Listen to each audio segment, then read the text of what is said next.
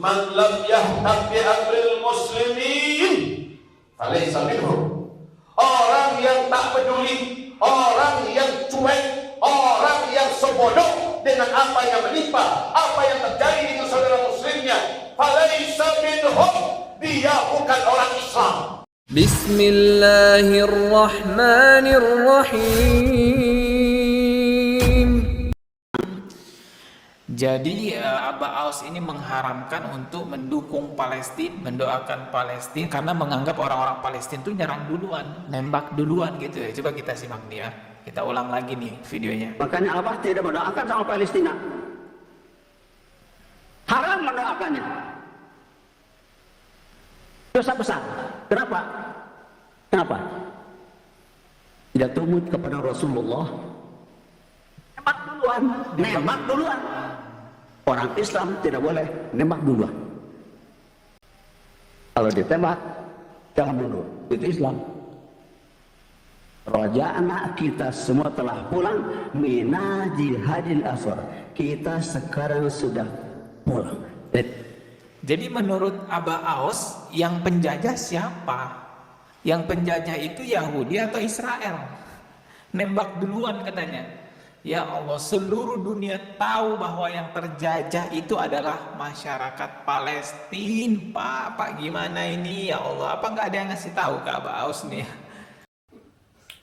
Ibarat Allah yang kami muliakan, sudah 2 kali hari raya besar umat Islam 1445 Hijriah ini, yaitu Idul Fitri yang diawali dengan Ramadan 1 bulan, kemudian Idul Adha. Umat Islam sedunia bisa menjalaninya secara baik dan normal. Tetapi di jalur Gaza, Palestina, negeri Syam yang dicintai dan diberkahi, negerinya orang-orang saleh yang beriman, mereka tidak bisa menikmati 2 hari raya ini. Mereka tidak dapat menikmati makan daging kurban, hari-hari di mana kita menikmati seluruh kita. Jangankan itu, rumah juga mereka sudah tidak punya, sekolah sudah tidak ada, kantor-kantor hancur, pabrik-pabrik, pasar-pasar lenyap, tempat-tempat usaha, peternakan, pertanian, semuanya binasa. Mereka sudah tidak punya apa-apa lagi kecuali iman dan badan yang masih ada nyawa. Hampir 40.000 orang meregang nyawa, semoga mereka diampuni dosanya dan syahid di mata Allah. Yang masih bertahan hidup, mereka masih beriman dan bersangka baik kepada Allah. Mereka masih optimis bahwa Allah pasti akan membersamai perjuangan mereka. Hadirin yang kami cintai, keturunan bangsa monyet dan kera terkutuk yang memang dilaknat oleh Allah, dan Allah sebutkan mereka dalam Al-Quran sebagai manusia paling kejam biadab, yaitu Bani Israel yang memiliki suatu akidah yang sangat kotor. Mereka yakin semua manusia di luar mereka adalah hewan, dan mereka yakin bahwa bumi ini pada akhirnya akan mereka kuasai. Tapi insya Allah Ta'ala di dalam Al-Quranul Karim, Allah mengumumkan pada akhirnya mereka akan dilenyapkan semuanya, baik melalui kesalahan tangan mereka sendiri atau melalui tangan orang-orang beriman. Hari ini, alhamdulillah, hampir seluruh dunia sepakat berpihak kepada Palestina. Alhamdulillah, PBB sudah meresmikan bahwa Israel adalah negara teroris. Alhamdulillah, Perdana Menteri Israel Benjamin Netanyahu dinyatakan sebagai penjahat perang, dan baru-baru saja diberitakan bahwa Komnas HAM internasional sepakat mengatakan bahwa pasukan IDF Israel adalah pasukan paling barbar, paling biadab sepanjang sejarah umur umat manusia. Di sini itu kita mengucapkan alhamdulillah. Saudara dan sahabat-sahabat seiman, ma'asyiral salatil Jumat yang kami muliakan. Satu persatu negara yang dulu pro dengan Israel hari ini telah melepaskan diri dan telah bergabung dengan rasa kemanusiaan seluruh dunia berpihak kepada Palestina. Alhamdulillah. Tinggal kita yang berada di alahan panjang ini, di seluruh Sumatera Barat dan bahkan seluruh Indonesia, atau mungkin di negeri-negeri rantau di luar negeri sana. Ketika kita melihat jutaan manusia turun ke jalan-jalan, berdemonstrasi, menuntut negara-negara yang selama ini ikut melakukan genosida bersama Israel di Palestina sana, mereka menuntut hentikan itu semua, boikot produk Israel, ayo merdeka Palestina. Ketika negeri-negeri yang notabene penduduknya kafir, mereka bergerak serentak, mereka memberontak dan tidak menerima kenyataan bagaimana penjahat Israel penjajah ini berlaku biadab kepada umat manusia di Palestina. Bagaimana dengan kita? Kita orang Islam, apakah ada aksi yang sama kita lakukan? Apakah ada gerak yang sama kita lakukan? Ikut memboikot produk-produk Israel sehingga haram kita beli, tak boleh ada masuk ke rumah-rumah kita. Apakah ada media HP yang di tangan kita ikut menyebarkan berita-berita terkini tentang Palestina? Apakah ada uang kantong di saku kita, belanja nafkah yang kita berikan untuk keluarga, anak, bini dan mulut kita, kita asingkan sepersekian persen untuk Palestina per setiap hari? Ada apa tidak? Hadirin yang kami muliakan, apakah ada dalam sholat 5 waktu kita mendoakan Palestina? Apakah ada? Padahal itu bentuk tanda iman yang masih ada dalam dada, walaupun tanda iman paling rendah, paling lemah, paling kecil. Apakah sudah ada kita doakan Palestina? Setidaknya sekali dalam sehari kita mendoakan Palestina. Maaf, jika ada, maka itu tanda iman paling lemah masih ada di dalam dada kita. Tapi jika sudah tidak ada lagi iman di dalam dada kita.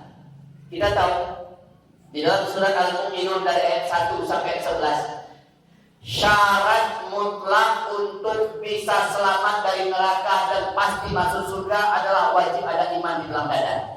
Dan iman itu ada 3 tingkatan. Iman tertinggi, iman pertengahan, iman paling bawah. Iman tertinggi disebut dengan imannya muhsinin. Iman pertengahan disebut dengan imannya mukminin. Iman paling bawah disebut dengan imannya muslimin.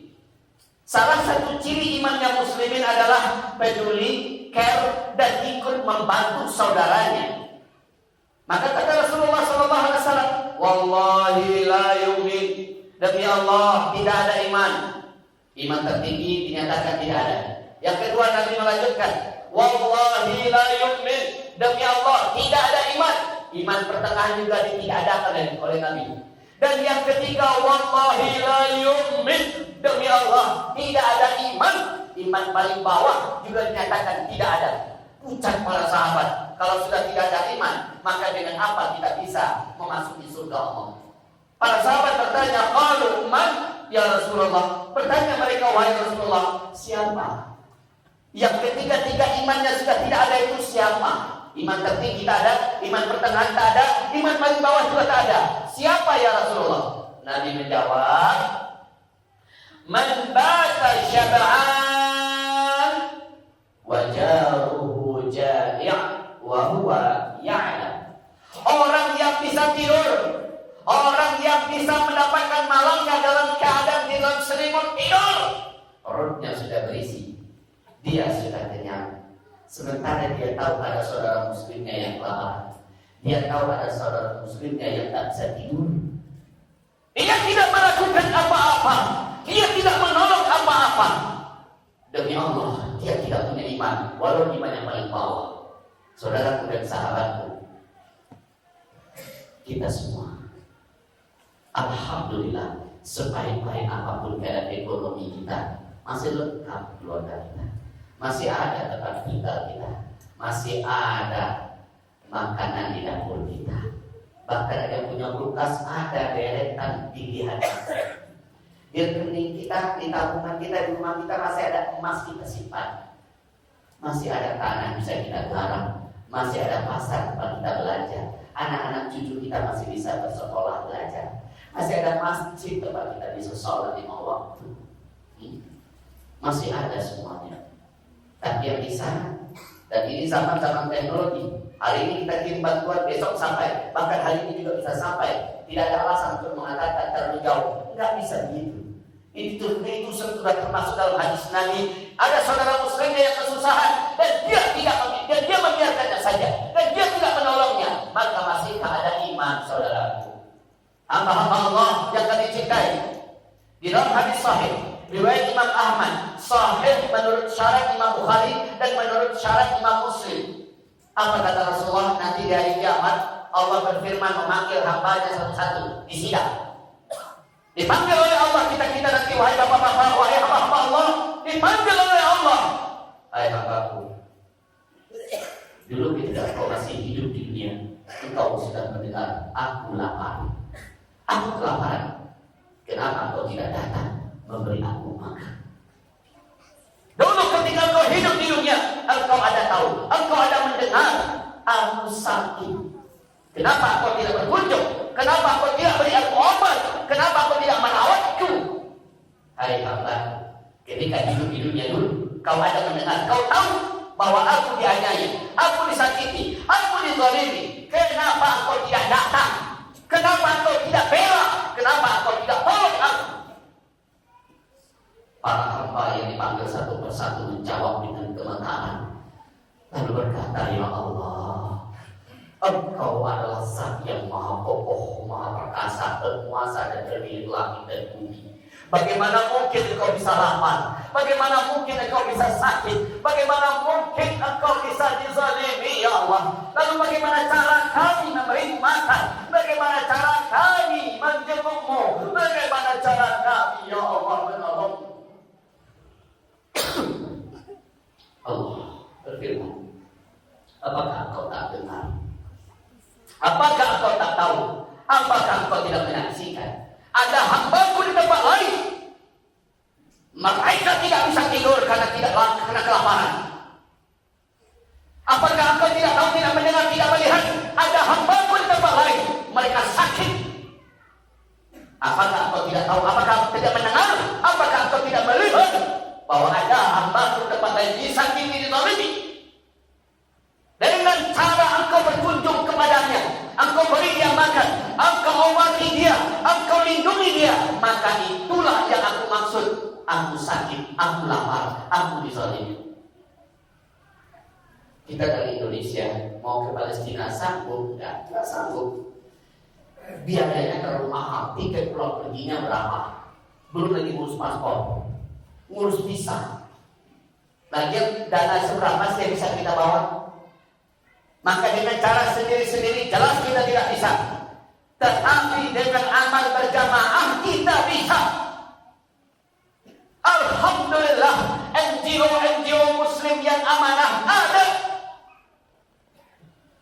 Bermunculan dari Sabang sampai Merauke, tingkat nasional dan internasional. Kita ketepikan 1-2 NGO yang khianat, yang amanah banyak. Maka dengan jalan mereka kita bisa membuktikan iman kita di hadapan Allah Subhanahu wa ta'ala. Hadirin yang kami cintai, yang kami muliakan, apakah Bapak, apakah hamba-hamba Allah dan yang mendengarkan video ini, rekaman ini dimanapun berada, apakah ketika kita berhadapan di hadapan Allah, kita sudah punya jawabannya? Orang yang merealisasikan bentuk bantuannya buat Palestina, dia sudah punya jawaban di hadapan Allah. Tapi yang tidak merealisasikannya, dia akan berdiri di tempat dia berdiri dalam persidangan Allah, dan dia tidak akan bisa menggerakkan kakinya sampai dia bisa mempertanggungjawabkan kenapa dia tidak beri makan, kenapa dia tidak beri pengobatan, kenapa dia tidak lakukan pembelaan. Maka Nabi bersabda, "Man lam yahtam bi amril muslimin falaysa minhum." Orang yang tak peduli, orang yang cuek, orang yang sebodoh dengan apa yang menimpa, apa yang terjadi di falaisa minhum, dia bukan orang Islam. Inna lillahi wa inna ilaihi raji'un. Tadi Nabi berkata tidak beriman, tidak beriman, tidak beriman. Sampai iman yang paling rendah pun tidak ada, kata Rasulullah. Sekarang di hadis ini Nabi berkata, bukan orang Islam yang tak peduli dengan apa yang menimpa saudara muslim yang lain. Hadirin yang kami cintai, di masjid ini, Masjid Al-Aqsa, namanya sudah Al-Aqsa. Tentu saja pendiri masjid ini, orang-orang membangun masjid ini dan warga masyarakat ini tahu pesan apa yang ada dalam nama Al-Aqsa ini. Dan tentu di sini ada orang-orang beriman yang sangat peduli, yang sangat mencintai Masjid Al-Aqsa, sampai-sampai bangun masjid pun dikasih nama Masjid Al-Aqsa. Maka yang dimaksud Al-Aqsa itu di mana? Palestina. Bumi suci dan kiblat umat Islam yang kedua. Dan Nabi berpesan kepada umatnya di akhir zaman, wajib kamu memperhatikan saudara-saudara di negeri Syam. Iman di akhir zaman adanya di sana. Masjidil Aqsa, Masjidil Aqsa, Masjidil Aqsa. Nabi berpesan, kewajiban kita semua menjaga, merawat, melindunginya dan pedulunya. Siapa yang peduli dengan Al-Aqsa? Siapa yang peduli dengan Palestina? Siapa yang menolong, membela dan berjuang untuk Al-Aqsa dan untuk Palestina? Dia orang beriman. Allah pasti berkahi hidupnya dan Allah pasti akan tinggikan derajatnya. Di akhirat dia berhak jadi ahli surga Firdaus Allah. Tapi siapa yang mengabaikannya, siapa yang menelantarkannya, dan siapa yang tidak peduli dengannya, walau dengan selama lemah iman itu berdoa, wallahi demi Allah tidak beriman, wallahi demi Allah tidak beriman, wallahi demi Allah tidak beriman. Astaghfirullah innahu kana